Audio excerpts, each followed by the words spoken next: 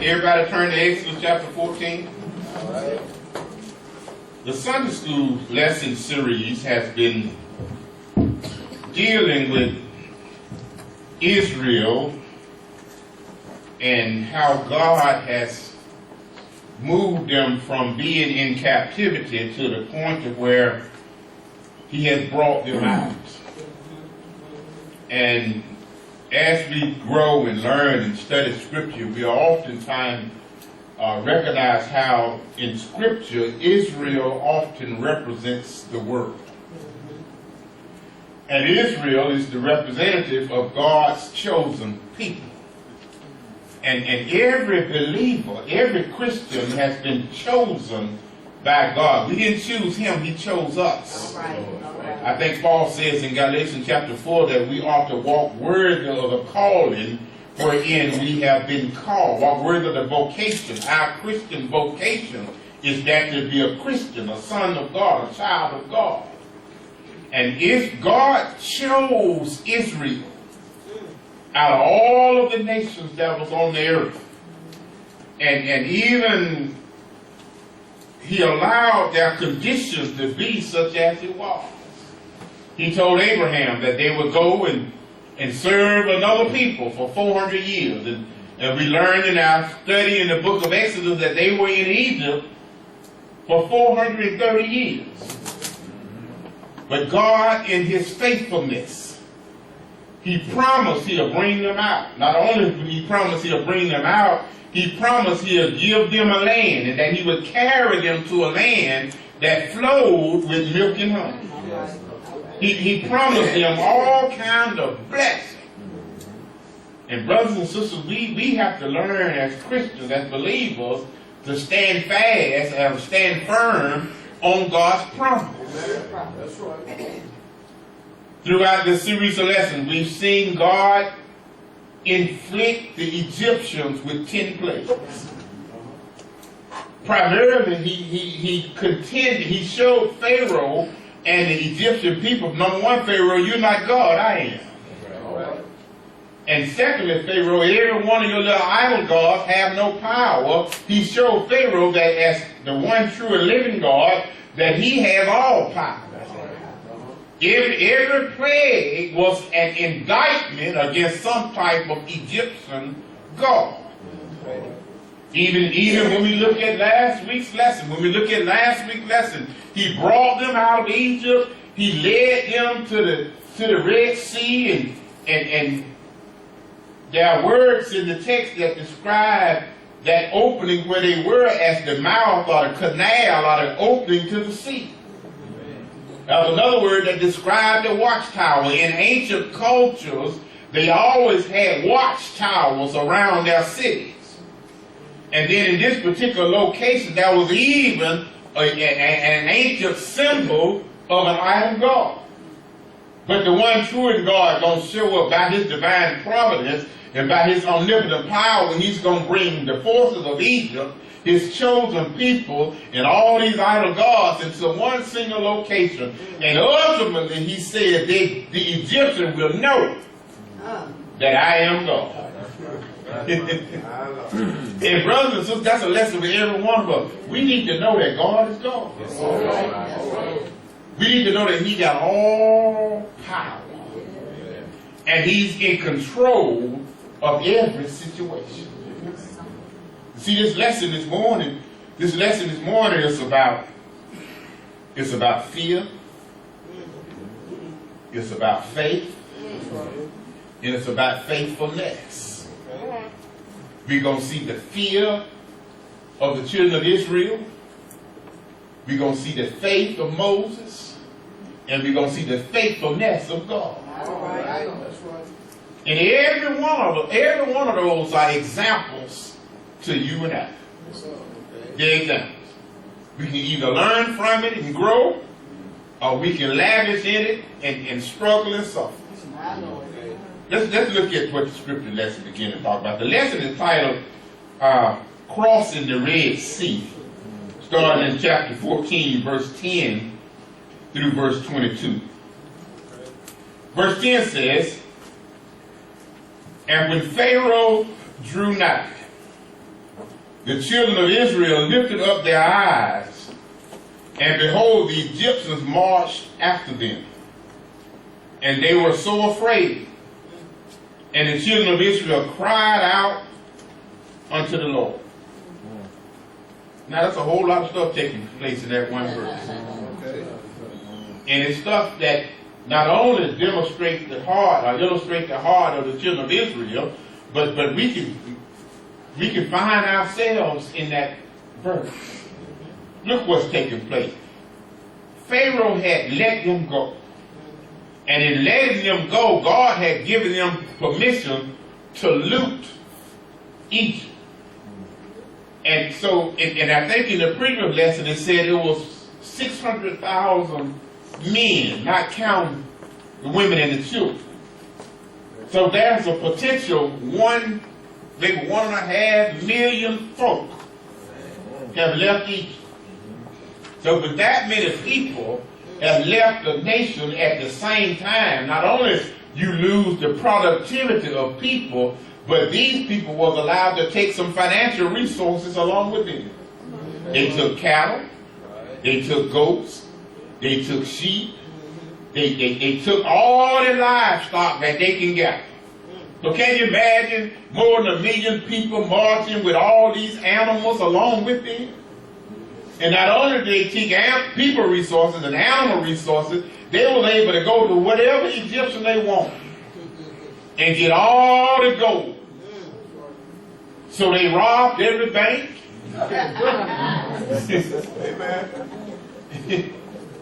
They went in everybody's safe at the house, went in their safe deposit box, broke the earrings and the bracelets and the necklace off Nene and Shanae and got that nose ring from Keisha. That toe ring. They took whatever they want. And it's amazing how God abundantly blessed them. It's amazing how God allowed them to see 10 miracles. I just can't imagine what it looked like on the morning of the Exodus after the night of the Passover, when everybody woke up and all Egyptian houses had a dead body in it. Say it. You go to the Egyptian yard and that was a dead animal. The firstborn of every animal died, the firstborn cow, the firstborn goat, the firstborn sheep, lamb. If they had cats and dogs, they have died too. And then the firstborn child. I just can imagine one big funeral in Egypt. But Israel didn't have a funeral at all. God told them to put the shoes on. And see, we don't sing them kind of old songs no more. I got on my traveling shoes. Every believer ought to have a traveling shoes. Yeah. He told them to put their clothes on, get their walking stick if they needed one.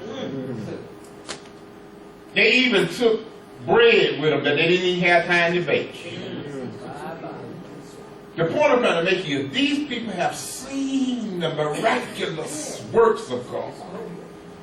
They've seen the manifest presence of God. They've seen the power of God work in numerous of ways. God done brought them out. They get down to the sea and they see an army coming. And they get scared. Think about where have God brought you from in your life? Thank you, Lord. Thank you, Lord. Who sing among us have not seen God work in their lives? You've seen Him provide when you didn't have provision. Yes. Our elder sang, you said He'll make a way, baby. And I don't know how He's going to do it, but God going to make a way.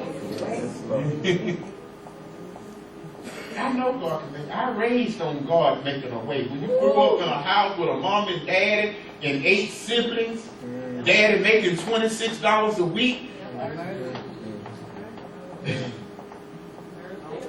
I couldn't see it then. But when I look back, when I became a teenager, I can remember start taking responsibility for ironing my clothes and watching my mama get off work from cleaning house, get up, come up the stairs from standing up, fixing half to 8, 9 o'clock at night, then trying to wash my dad's uniform and iron him and make sure he got a lunch for tomorrow. And it just frustrated me, so I started doing it. So I've seen God make a way. Yeah. Even in my own life, don't let me talk about my own experience. I've been half wrong. But these people became afraid. And we can't look so hard down our noses at Israel. It don't take much for everybody in this room to become fearful. I know. That's for sure, right? That's right. It don't take much. 90% of us are one paycheck in poverty.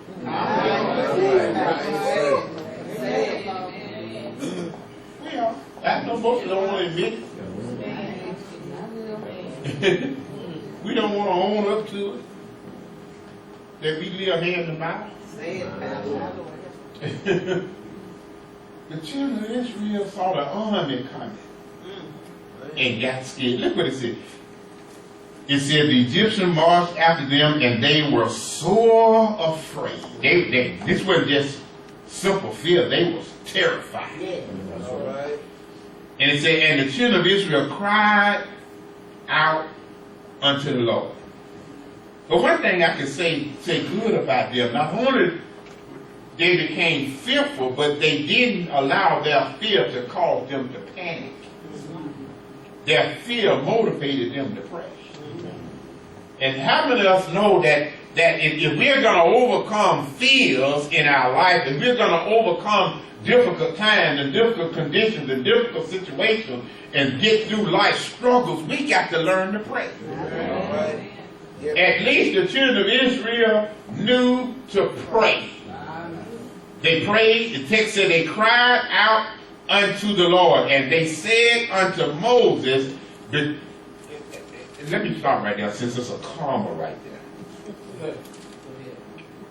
And there again, we can't be so critical of them. Even though they prayed, they found somebody else to point the finger at.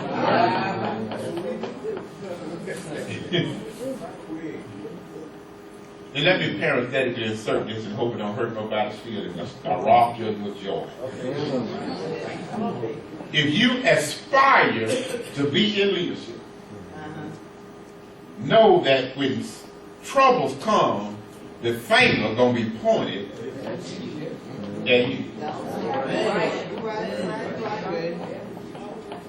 And I know at some point in our life, everybody want to be in charge of something.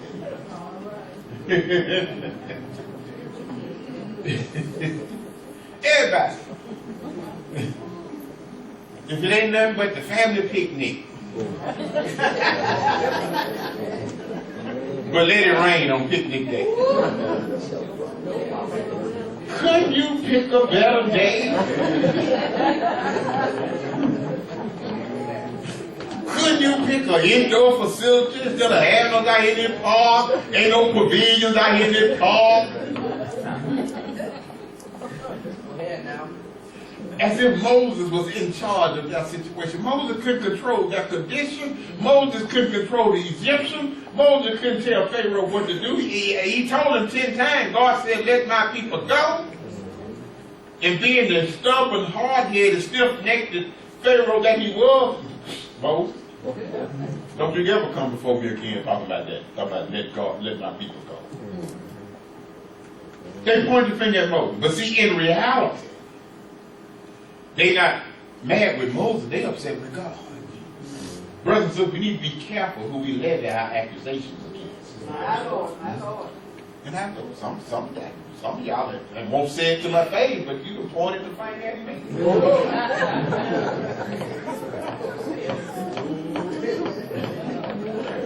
I ain't scared to say it.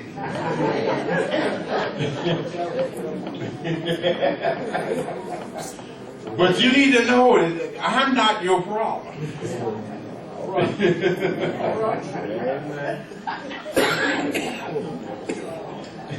I'm just a vessel that God uses. And that's all Moses is. Moses is an instrument of God's will. And then Moses I know he got angry, Moses got bitter, he got frustrated. And we're going to see somewhere later in the book of Exodus where Moses had some anger issues. God told him to speak to the rock. Speak to the rock. He's going to strike the rock. And listen at the sarcasm in their complaint to Moses. Because there was no graves in Egypt, hast thou taken us away to die in the wilderness? Wherefore hast thou dealt thus with us to carry us forth out of Egypt? Moses, wasn't there some graves in Egypt? You done brought us out here in this wilderness to die? Ain't nowhere to bury us? They already decided that death to them or nothing. They done forgot that God delivered them out of Egypt. And Moses, you brought us out here to die. Well, God controls whether you live or die. Whether you make it or you don't make it. But they had issues. They pointed the finger at Moses. They pointed the finger at God by way of Moses. And then verse 12 said, is not this the word that we did tell thee in Egypt? They thought that their prediction in Egypt was coming true. How many of us like to say, I told you so?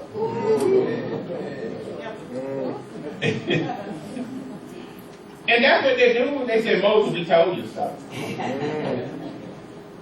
Us was right, Moses.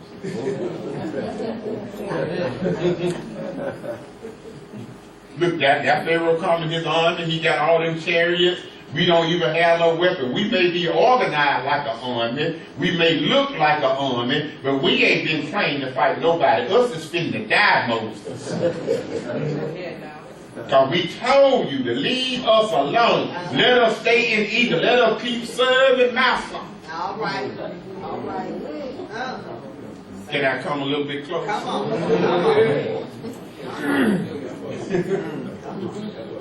How many of us as African Americans take on or keep serving Master mentality? See, the children of Israel, their plight mirrors the plight of Africans in America. When did the first slave land in Virginia? The first captives, they weren't slaves, they were enslaved. 1619, what year is it now? How many years is that? That's 400 years. Yes. The Emancipation Proclamation was when? 1865. Actually, the Emancipation Proclamation was 1863. But Master didn't let us peoples go to 1865. Who in here from down around Camden, Alabama? Come on, y'all folks from Dallas County, Wilcox County. You're 15 minutes from Camden.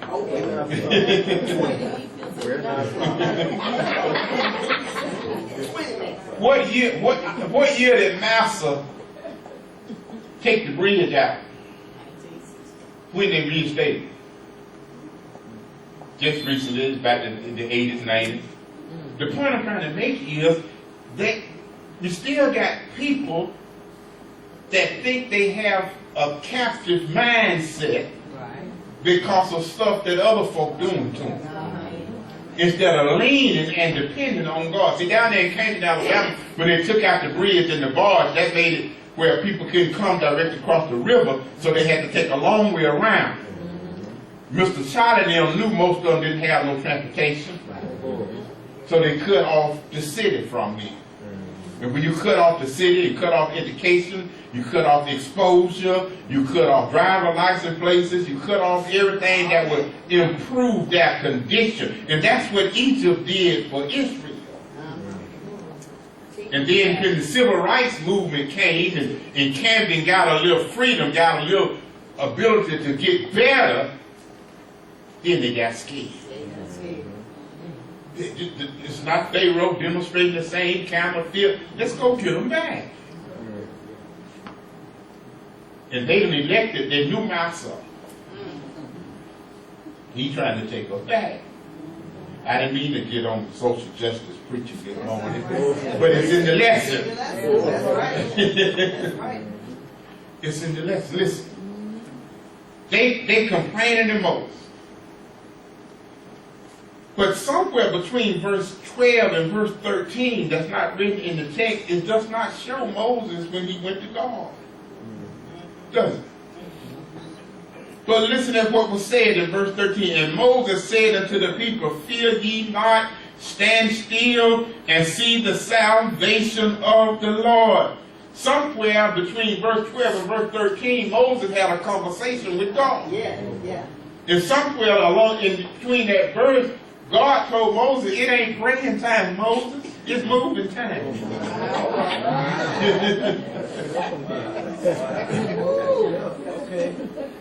Oh, we can laugh. Yeah. But how many of us have gotten our instructions to move and let me pray back? Some stuff you ain't got to pray back. Just get up and do. And some of us spend so much time praying that our prayer lose legs. And don't get me wrong, I'm not speaking against prayer. Prayer is always proper. Yes, sir. But some stuff you just got to do. You got to recognize our duty and responsibility to do. And quit calling needs. It ain't need time, it's getting time. Moses said, and look what Moses said to him. Moses said unto the people, first of all, he said, fear not. Quit being scared. And that's a great admonition for every one of us. We got to learn not to be fearful. We got the omnipotent God on our side. We got the God that made the heavens and the earth on our side. We got the God that got all power in his hand on our side. We got a God that can speak and stuff will start happening. But we can find any excuse to be fearful. Most of us can't faithfully give because we fearful. My Lord. That's all it is. It's fear. It's fear. The children of Israel saw how God provides in every circumstance. But let me tell you something else right here. This is the first time that we're going to see them murmuring and complaining. This is the precedent they set for murmuring and complaining. Throughout the book of Exodus, when you start reading the book of Exodus, almost every chapter, and the children of Israel murmured against Moses. When you murmur against God, man, you murmur against God. Somebody catch that on the way home. Moses didn't appoint himself. Moses had ran from Egypt. That's right. God said, you got to go back. No, God, you got the wrong one. I can't talk. Yeah, but you're going back. Aaron down there, he's going to be your spokesman. No, God, I'm just a child. That's all right, Moses. You 80 years old. You ain't a child no more.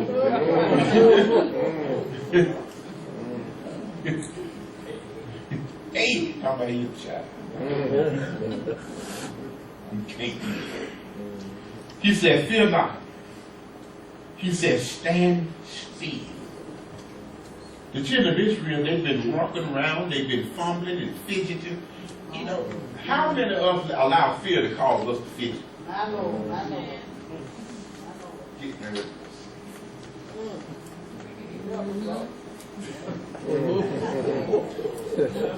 Going back and forth, pacing up and down. Can't remember what to say after we cross. We let fear hinder us in so many ways. Moses said, God, tell the folk to stand still. Oh, be still. Be calm. Quit being afraid. Stand still. Then he said, I'm going to show you something. See the salvation of the Lord. See God's deliverance take place right in front of you. And brothers and sisters, I don't know what you're going through, but God knows. And because God knows, stand still. Get your hand off it. Quit jugging at it. Quit picking at it and poking at it. Quit digging at it. God got you. Trust Him. God sees the situation. God knows it's difficult. God knows it's a struggle. God knows what we endure. And see, God's timing is perfect timing. We become anxious. We become weary. We become impatient. Because even they're patient. When He says, see the salvation of the Lord, and He will show you today, for the Egyptians whom you have seen today, you shall see them again no more. The Lord shall fight for you, and ye shall hold your peace. God is so much in there. He said, now listen to the promise. He said, you're not going to see the Egyptians no more. The implication there is that God is going to take care of them. God is going to eliminate the Egyptians. And that's a challenge for all of us. How many of us keep looking back at our past?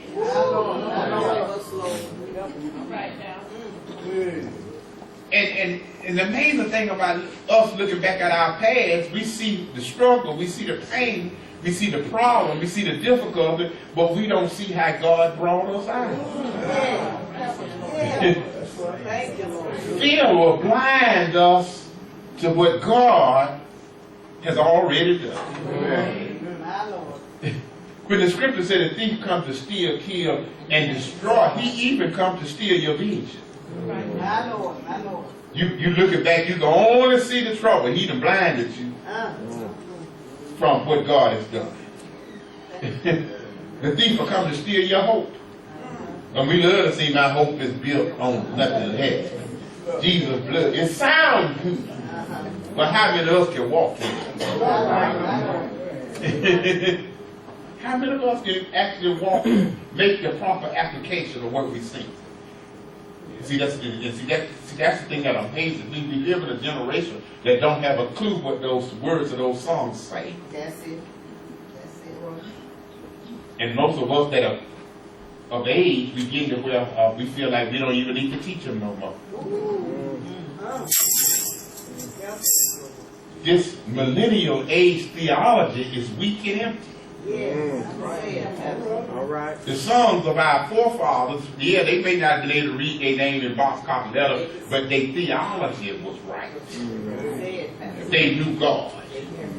And they had experienced God. The children of Israel have experienced the goodness of God. But they let their present condition cause them to fear. Brothers and sisters, when we look back, we have to look back on the goodness of God. When we see the goodness of God, when we see the grace of God, when we see the power and the provision of God, how God has worked in our lives, it ought to move us and motivate us to go forward. Look what's happening. The Lord shall fight for you. How many of you know that some battles we can't deal with?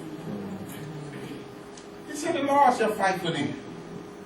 They get ready to face an army. They're not trained in warfare. How many of us are really trying to develop and be trained in spiritual warfare? How many of you know the scripture teaches us as Christians the weapons of our warfare are not carnal, but the praying to the pulling down of strongholds.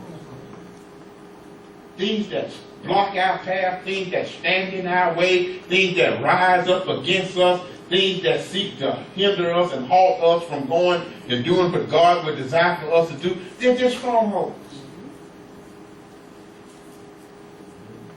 And the power of prayer will pull those strongholds down. Somebody told me years ago, said, boy, you don't know how to pray down strongholds. Yes, I do. Because that stronghold left us. They was a stronghold.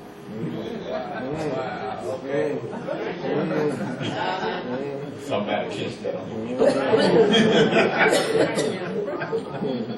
Sometimes strongholds have to leave us in order for us to get better.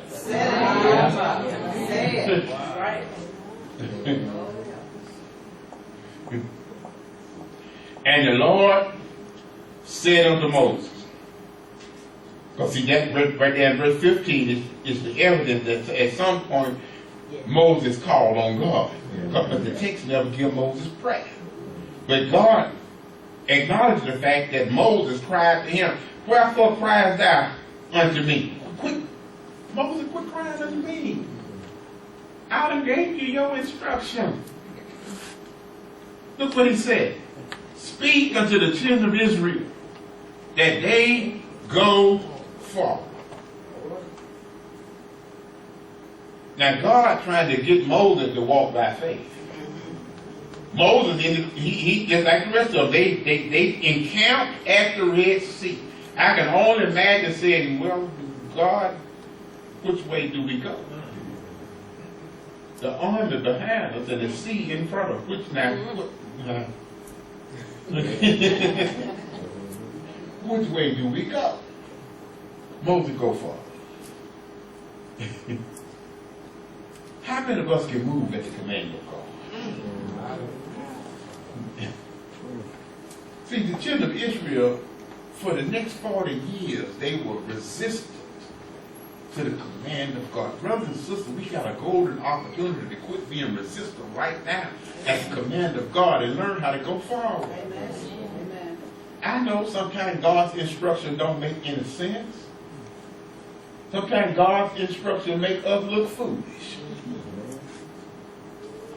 But God wants us to walk by faith.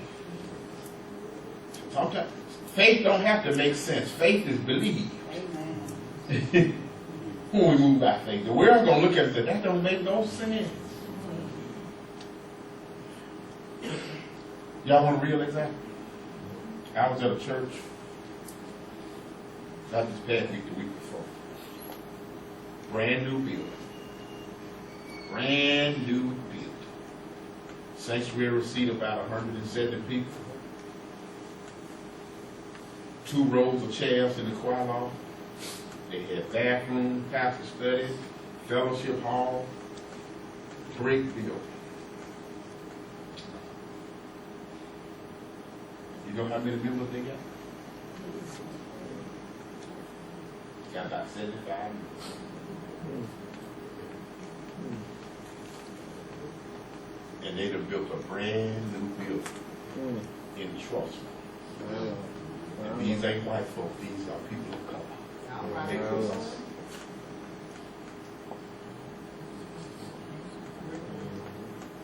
That moved me so, that motivated me. Yeah. Because I know we got people that are fearful. We got people that are fretful. Yeah. But hang on in there. Amen. Amen. Amen. I can hear the Lord say, move. Move forward. We can't sit still in God's service. There's too much to do. Moses tell the people that they go forward. But then he said to Moses, he said, but lift thou up thy rod and stretch out thy hand over the sea and divide it. And the children of Israel shall go on dry ground through the midst of the sea. And behold, I will harden the hearts of the Egyptians, and they shall follow them, and I will get me honor upon Pharaoh, and upon all his hosts, upon his chariots, and upon his horsemen. And most of us are familiar with the story. He said, Moses, lift up your rod. Moses' rod, it was just a stick in Moses' hand, but when it's used by God, it demonstrated the power of God. He told Moses, lift up his rod against the sea. Moses was obedient. It didn't make a whole lot of sense, did it? What I'm going to do with this stick? This is my walking stick. This is my leaning post. Moses, stretched it out against the sea. I can imagine Moses looked real foolish in front of the folk. But when the water starts separating,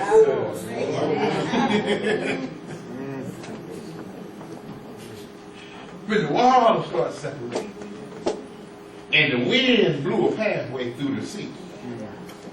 And you know what's amazing about this miracle? See,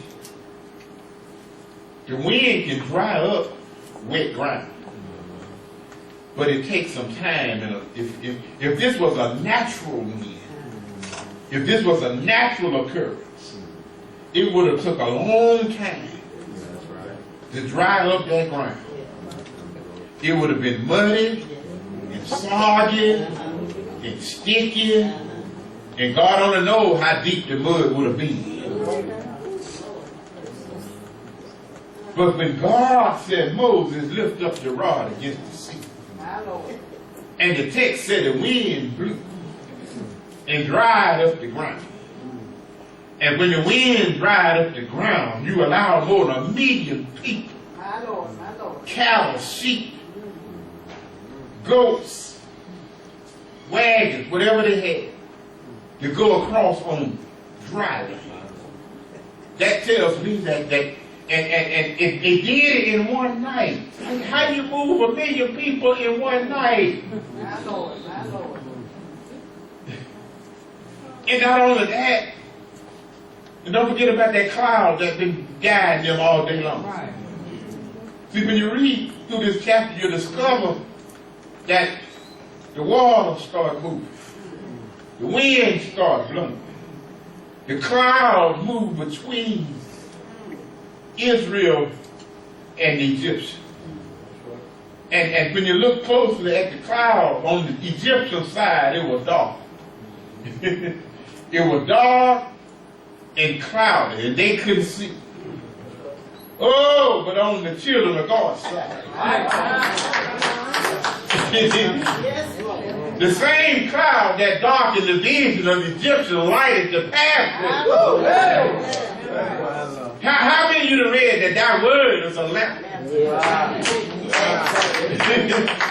and a light on the pathway? Who wouldn't serve a God? My Lord. You know, see, the unsaved said, well, lift your bipolar God. Yeah, that's all right. I like it being bipolar. I ain't got no problem with a multiple personality God. Because he can with one personality, he can deliver me. With one personality, he can strengthen me. With one personality, he can sustain me. With that same personality, he can light my way and make my way straight. And he can clear a pathway for me to walk on. But at the same time, being the God that light my way, make confusion for me. It's all right, call my God bipolar. I love a bipolar God, a multiple personality God. We've been learning all our life that he's 3 persons in one.